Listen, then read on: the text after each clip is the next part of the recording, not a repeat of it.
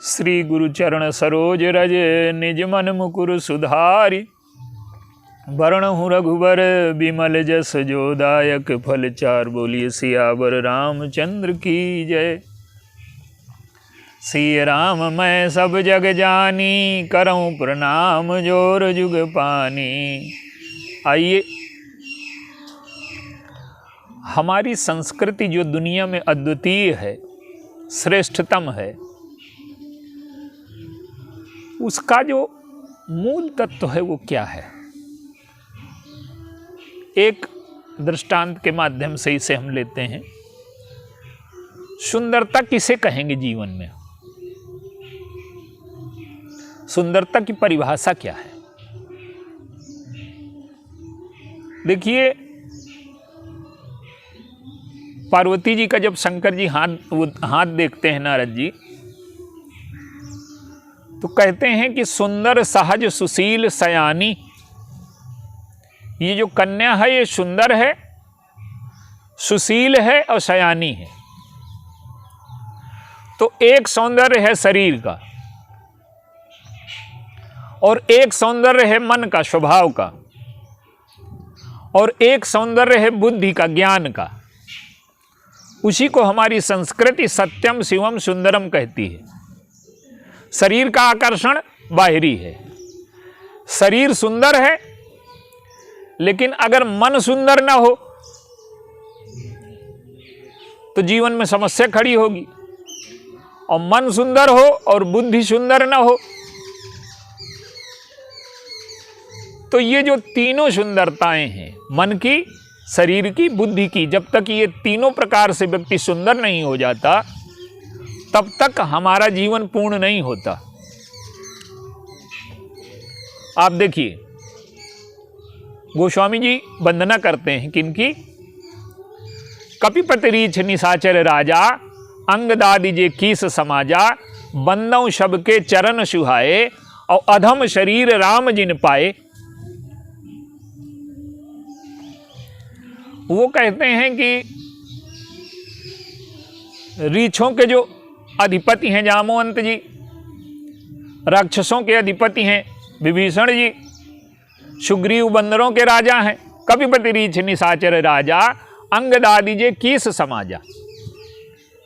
बंदौ शब के चरण सुहाए। अब बंदर और भालू के चरण सुंदर होते हैं क्या? लेकिन हमारी संस्कृति सुंदरता की बहुत उथली परिभाषा नहीं करती। सौंदर्य वास्तव में क्या है? आप देखिए, आज से हमारी जो संस्कृति में विवाह की पद्धति थी, आज क्या है कि शरीर की ऊपरी सुंदरता देख ली, और ऊपरी सुंदरता का आकर्षण कितने दिन रहेगा? स्वभाव की सुंदरता, संस्कार की सुंदरता, बुद्धि की सुंदरता, मन की सुंदरता कोई देखता नहीं, क्योंकि उस समय नशा रहता है व्यक्ति को।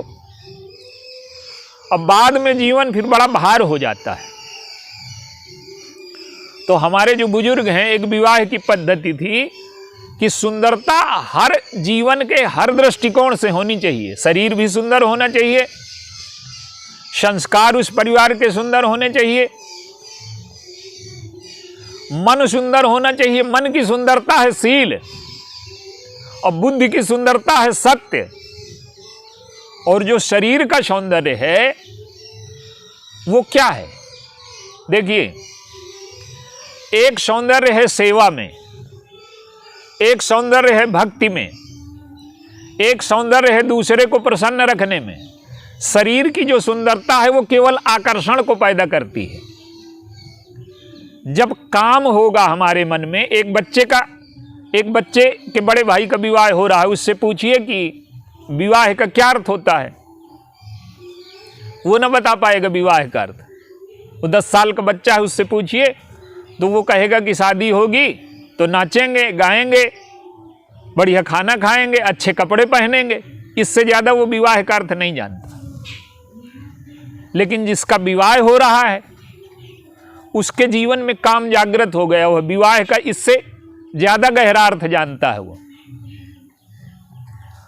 तो जैसे जैसे हमारी बुद्धि विकसित होती है, जैसे जैसे हमारा मन पवित्र होता है, जैसे जैसे हमारे चित्त के संस्कार प्रगाढ़ होते हैं, वैसे वैसे हमारे जीवन में सौंदर्य का बोध बढ़ता चला जाता है। आप देखिए, भगवान राम जब चलते हैं अयोध्या से, तो कैकेयी माँ ने कहा कि सारे आभूषण और सुंदर राजसी वस्त्र उतार दो। अब कौशल्या तो उनकी माँ है। अब माँ क्या करती है? माँ बचपन से ही बच्चे को सजाने का प्रयास करती है। मेरा बच्चा सुंदर कैसे लगे, उसको नहलाएगी, धुलाएगी, अच्छे कपड़े पहनाएगी। माँ का स्वभाव है, माँ का ममत्व है कि मेरा बच्चा मुझे तो सुंदर लगता ही है, सबको सुंदर लगे। तो जब कौशल्या अम्बा के सामने भगवान राम ने अपने वस्त्र और आभूषण उतारे, तो भरत जी से क्या कह रही हैं? पितु आयसु भूषण बसन तात तजे रघुवीर, और हृदय न हरस विषाद कछु पहिरे बलकल चीर।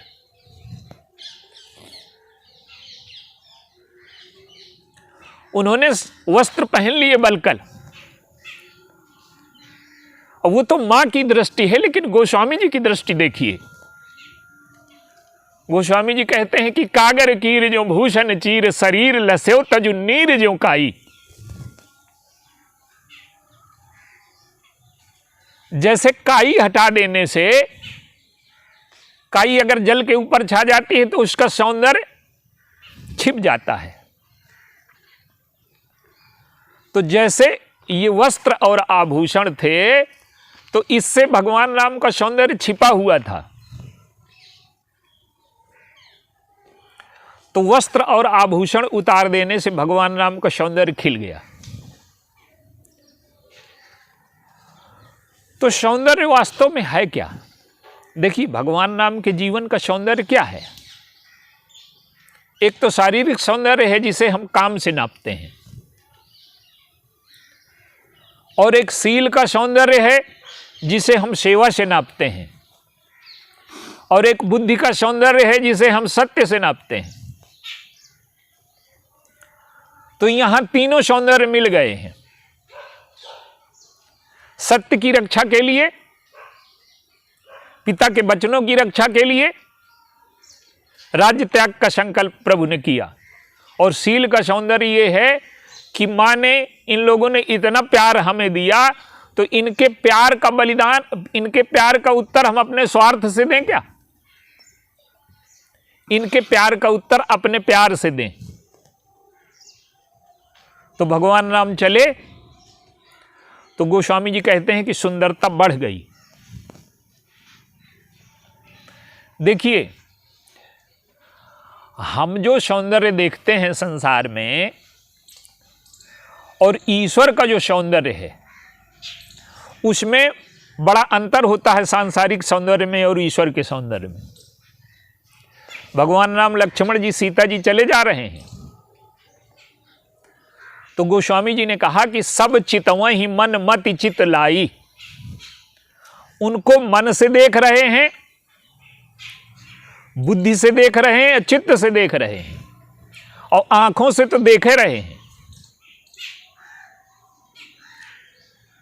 तो मन के द्वारा सुंदरता का दूसरा स्वरूप है, बुद्धि के द्वारा सुंदरता का दूसरा स्वरूप है, और चित्त के द्वारा सुंदरता का दूसरा स्वरूप है। संसार की सुंदरता केवल मन और आंखों से दिखाई देती है, इसके आगे नहीं दिखाई देती। संसार की सुंदरता क्या है? ऊपर की चमड़ी। तो मन में वासना जब होगी तो सुंदरता का भेद हमें पता चलेगा। एक बच्चा है जिसके जीवन में वासना का उदय नहीं हुआ, उससे पूछिए कि सबसे सुंदर कौन है, तो वो कहेगी कि मेरी मां। उसकी मां की सुंदरता, वो सुंदरता की परिभाषा नहीं जानता जो संसार वाले जानते हैं। वो मां को चाहता है, वो भोजन की वजह से, दूसरे कारणों से, लेकिन जब वो बड़ा होगा उसके मन में वासना जगेगी, काम जगेगा, तब वो सुंदरता की दूसरी परिभाषा जानेगा। और इसी प्रकार से जब हमारा अंतःकरण शुद्ध होगा, साधना हमारे जीवन में आएगी, हमारी बुद्धि पवित्र होगी, हमारा मन वासना मुक्त होगा, अहम मुक्त हो जाएगा हमारा जीवन, तो हमारे जीवन में सौंदर्य की दूसरी परिभाषाएं आने लगेंगी। और हमारी जो संस्कृति है, सौंदर्य की जो सूक्ष्मता है और सौंदर्य का जो आधार है वो क्या है कि भगवान का जो सौंदर्य है वो शाश्वत है, प्रेम का जो सौंदर्य है वो शाश्वत है, भक्ति का जो सौंदर्य है वो शाश्वत है, ज्ञान का जो सौंदर्य है वो शाश्वत है। तो हमारी संस्कृति क्या करती है कि शाश्वत सौंदर्य की जो खोज में लगा है और शाश्वत सौंदर्य को जो पा लेता है उसका जीवन धन्य हो जाता है। आप देखिए, जनक जी आए, जनक जी ने सीता जी को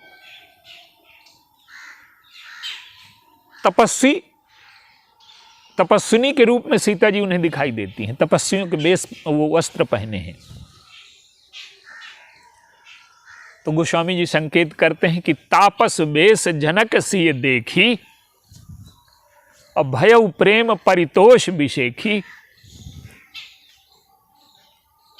जनक जी ने सीता जी को जब तपस्विनी वेश में देखा तो उनके हृदय में प्रेम उमड़ आया और संतोष उमड़ आया, हृदय उनका तृप्त हो गया। अब देखिए कितने बड़े महापुरुष हैं ये। संसार का कोई भी पिता होता तो देखता कि हमने अपनी कन्या को इतना दहेज दिया। जनक जी ने 2 बार दहेज दिया है, पहली बार जनवास से भेजा तो दशरथ जी ने सब बांट दिया, तो दोबारा जनक जी ने पूरा दहेज अयोध्या भिजवा दिया। जनक अवधपुर दीन पठाई। और ऐसा पिता जब देखता है कि मेरी पुत्री तपस्विनी के वेश में है तो उसके हृदय में प्रेम उमड़ आता है, संतोष उमड़ आता है। क्या कि सौंदर्य केवल वस्त्रों में नहीं है, सौंदर्य केवल आभूषणों में नहीं है, ये जो तपस्या का सौंदर्य है, जो त्याग का सौंदर्य है, जो निष्कामता का सौंदर्य है, जो समर्पण का सौंदर्य है, आज मनुष्य केवल ऊपरी सुंदरता में उलझ करके रह गया है। हमारे जीवन से त्याग का, तपस्या का, निष्कामता का, प्रेम का, समर्पण का, बलिदान का सौंदर्य समाप्त होता जा रहा है। तो जनक जी को सुंदरता कहां दिखाई देती है? कहते हैं कि पुत्र पवित्र किए कुल दो और सुजस धवल जग। तो हमारी पुत्री ने दोनों कुलों को पवित्र कर दिया। कैकेयी ने जो कुरूपता पैदा कर दी थी, कैकेयी के जो वचन हैं वो अशुभ हैं, स्वार्थ की कुरूपता, छल की, कपट की।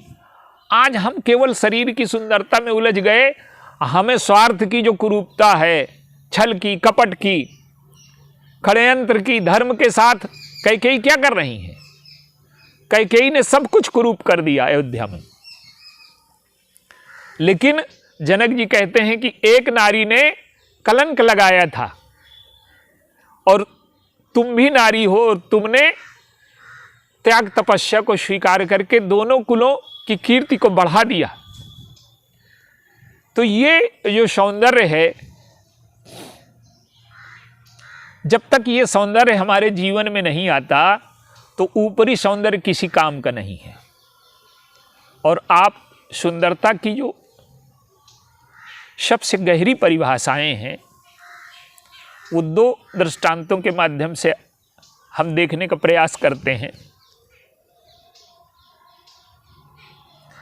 गिद्धराज जी घायल होकर के पड़े हुए हैं, रावण ने उनके पंख काट दिए, लेकिन गीधराज ध्यान कर रहे हैं किसका? आगे परा गीध पति देखा और सुमिरत राम चरण चिन्ह रेखा। गीधराज जी क्या ध्यान कर रहे हैं? भगवान के चरणों की रेखाओं का। अब आप देखिए, सुंदरता चरणों की रेखाओं में है क्या?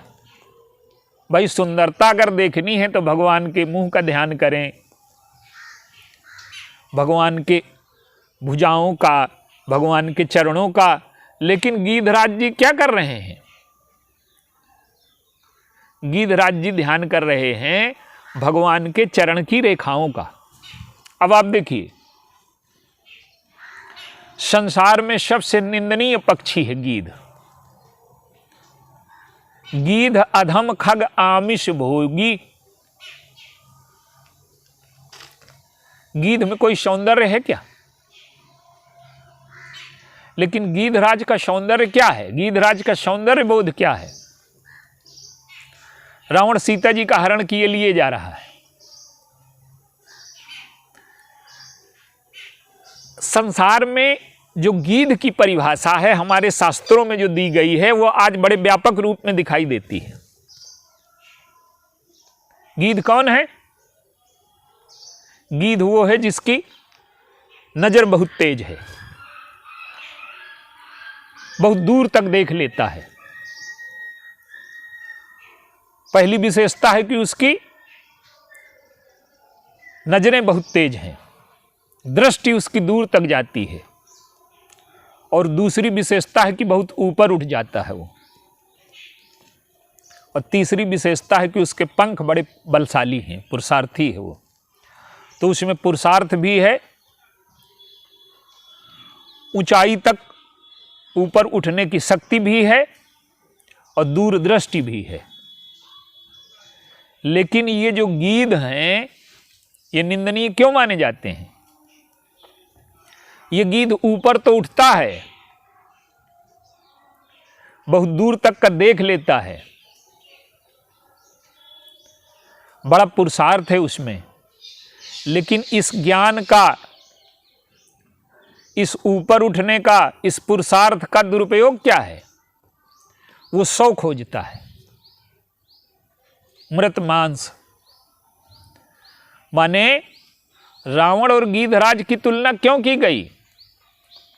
कि रावण भी ऊंचाई तक पहुंच सकता है, ऊंचे उड़ सकता है, तपस्या करता है, बुद्धिमान है, सारे उसमें गुण है, पुरुषार्थ है।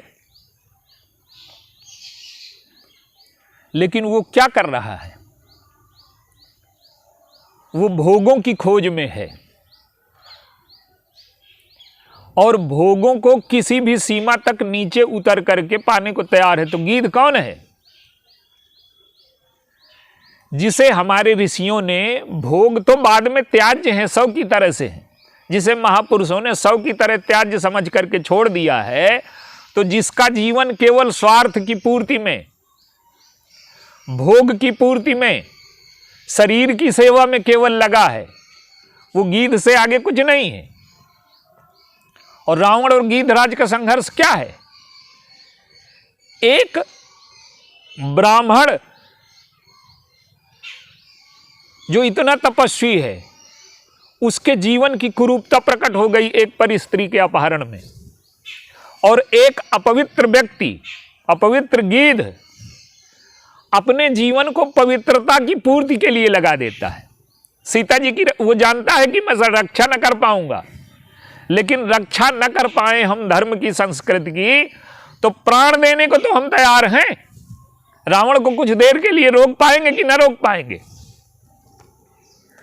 ये बलिदानी व्यक्ति है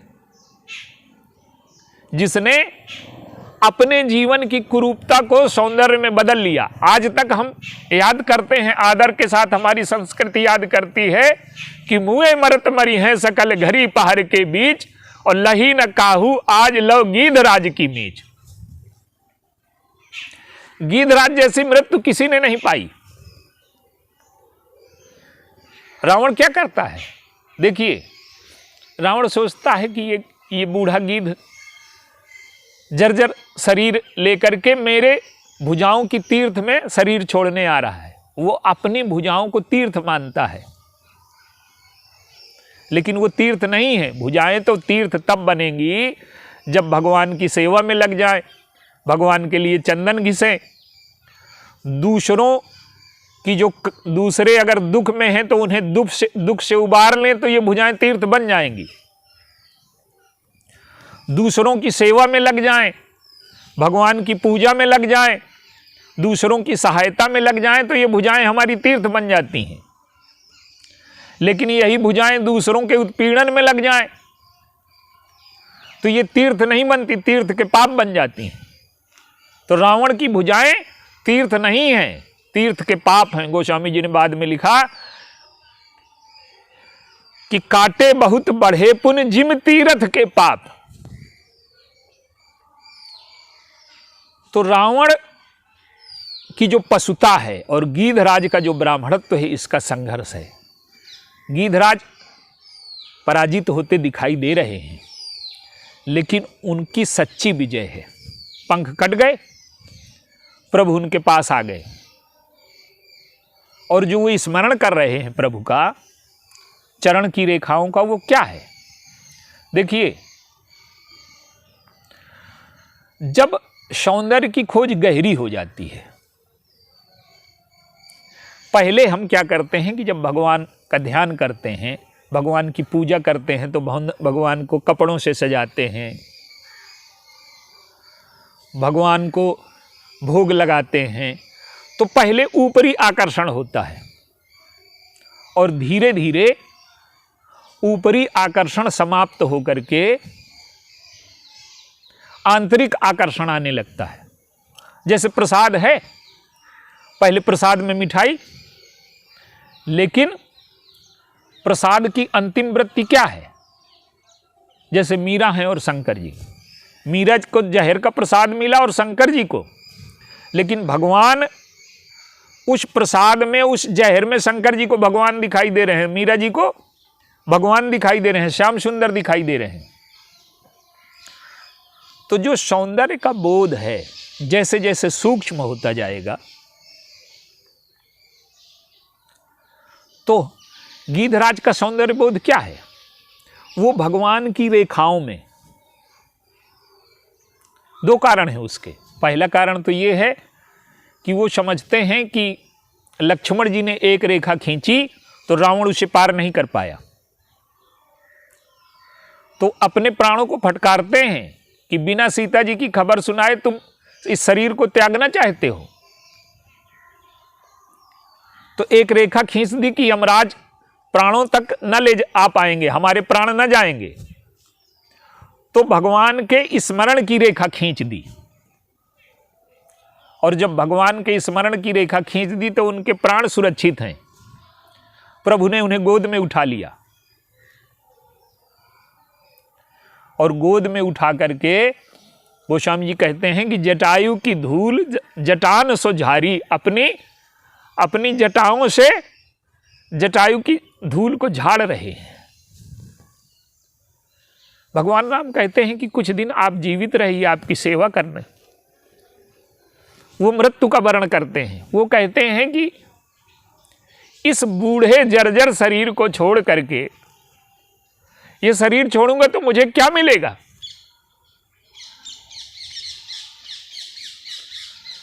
तो भगवान गीधराज का एक प्रण याद रखते हैं। क्या? गीधराज कहते हैं रावण से कि रे दुष्ट ठाड़ किन होई, निर्भय चलिस न जानिस मोही, और सीते पुत्र करस जन त्रासा, और करिहं जातु धान कर नाशा। मैं रावण का नाश कर दूंगा। तो जटायु जी पूछते हैं कि मैं अगर जिंदा रहूंगा तो आपकी सेवा लूंगा, तो आपकी सेवा लेने के लिए जिंदा रहूं, और जब मरूंगा तब क्या होगा? गीधराज की मृत्यु नहीं होती, उन्हें तो मोक्ष मिलता है। और मोक्ष में उन्हें मिलता क्या है? गीध देह तज धरि हरि रूपा, गीध का शरीर छोड़ दिया और भगवान का रूप मिल गया उन्हें। तो कहने का अर्थ यह है कि गीधराज के जीवन में सौंदर्य बोध क्या है? दूसरों की रक्षा के लिए जो पीड़ित लोग हैं, हमारी संस्कृति में इनका बड़ा ऊंचा स्थान है। जैसे गीधराज हैं, जामवंत जी हैं, हनुमान जी हैं, ये तो सब दिखाई तो पशुओं में देते हैं, लेकिन हमारी संस्कृति ये बताती है कि अगर हम दूसरे का छीन रहे हैं, हमारा जीवन भोगों में जा रहा है, तो मनुष्य ही वास्तविक पशु है। और ये पशु जो हैं ये मनुष्य नहीं है, ये मनुष्य से ऊपर उठ करके ईश्वर बन जाते हैं। तो गीधराज का सौंदर्य ये है कि उन्होंने अन्याय के विरुद्ध लड़ने का साहस दिखाया, संस्कृति की रक्षा के लिए प्राण दे दिए। पर स्त्री का अपहरण किसी भी संस्कृति में मान्य नहीं है। और गीधराज का सौंदर्य ये है कि उनकी सेवा, उनका त्याग, उनका बलिदान, लेकिन वो ये नहीं मानते कि ये मैंने त्याग और बलिदान किया। उनके जीवन की सुंदरता क्या है? प्रभु ने कहा कि तात कर्म निजते गति पाई। आपने तो बलिदान किया और परहित लाग तजय जो देही, संतत संत प्रशंसते ही। दूसरे के हित के लिए जो देह का त्याग करता है, संत उसकी निरंतर प्रशंसा करते हैं। तो गीधराज कहते हैं कि मैंने कोई परहित नहीं किया। क्यों? कि ये सीता मेरी पुत्र वधू है, ये पुत्री नहीं है, पुत्र वधू है, और पुत्र वधू की मैं रक्षा नहीं कर पाया।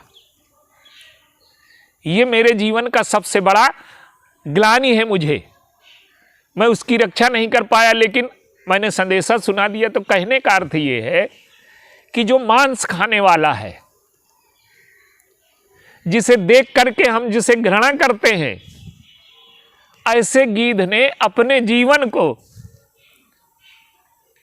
ऐसी जगह लगाया कि उनका शरीर जो है ईश्वर का रूप मिला उन्हें। तो सौंदर्य की सच्ची परिभाषा ये है कि त्याग, तपस्या, बलिदान, कृतज्ञता, हमारी संस्कृति इनमें सौंदर्य ढूंढती है।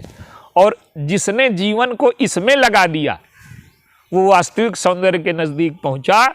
तो गीधराज ने गीध का शरीर छोड़ करके भगवान का रूप पा लिया। और हम अगर अपने जीवन में इस सुंदरता को पकड़ें तो हमारा जीवन भी ऊंचाई की ओर जा सकता है।